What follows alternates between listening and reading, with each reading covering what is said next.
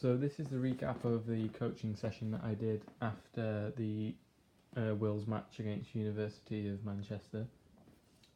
So the plan for this session I'll go over first.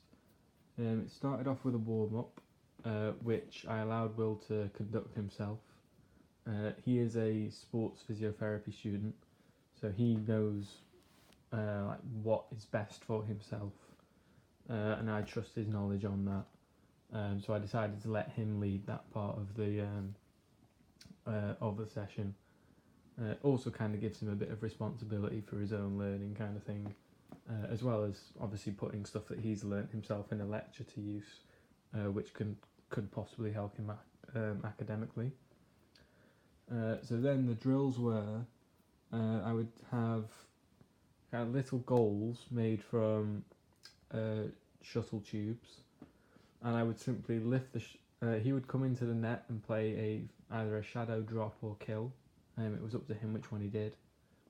Then I would play the shuttle high to the back of the court, which he would then have to smash through the goals that I'd set out.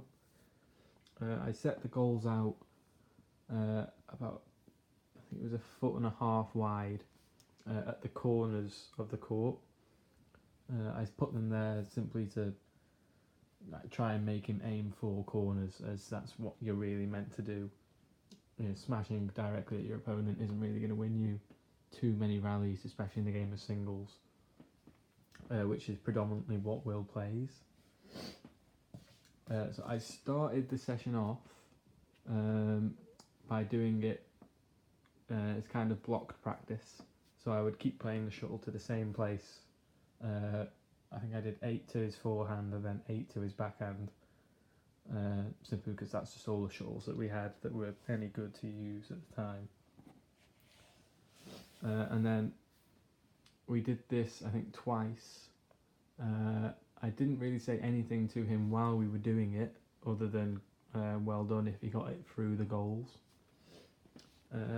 After one of the sets, you'll see me say to him, or gesture to him, you can't really hear it in the video, that I think his smashes are looping too much and are not powerful enough. So I told him that he was hitting it too high over the net. He needed to be hitting them with a bit more power and a bit more angle as well, so they're steeping lower over the net rather than going straight and then dropping, which is what a few of them were doing. After we'd done that, I then kind of turned it from blocked practice into more random, in the fact that I would be hitting the shuttle anywhere along the back of the court, and that he could come into whatever side of the net that he wanted to play the net shot of his choice. So the idea of this was quite simply just to get him used to playing the shot using the blocked practice, before then kind of making it more game orientated with random. So it was McGarry and also Kaufman who talk about how blocked practice is used for learning a simple motor program. In this case, the motor program is going back, playing the smash, and then coming forward. But then, obviously, you turn that process into more of a random practice to make it more game orientated. As obviously in a game, your opponent's not simply just going to be hitting it to exactly the same place over and over for you. The next drill we did was looking at his smash defence. So in this, literally all I told him to do was just to keep returning it to me, and I would just keep smashing it at him. This one was kind of completely random practice, as I was always varying where I was hitting my smashes.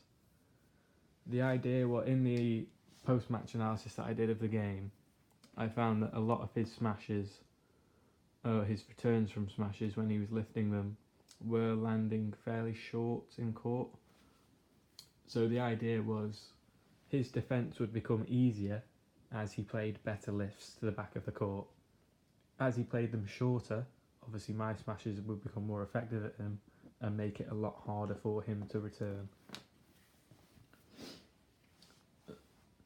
I think this drill helped He very quickly worked out by himself that in order to make it easier for himself, he had to get the shuttle a bit higher to the back of the court. After we did this, we finished it off with a game. I set up a game of doubles. He was playing with myself against two people of pretty similar ability. I chose to play doubles because there's a lot more smashing involved in doubles. And obviously, as we'd just been practicing smashing in the training drill, it obviously made sense to play the game which had more smashing in it, so that he would use the skills that he'd learned a lot more often, as the main way to break down an opponent is to use your smash.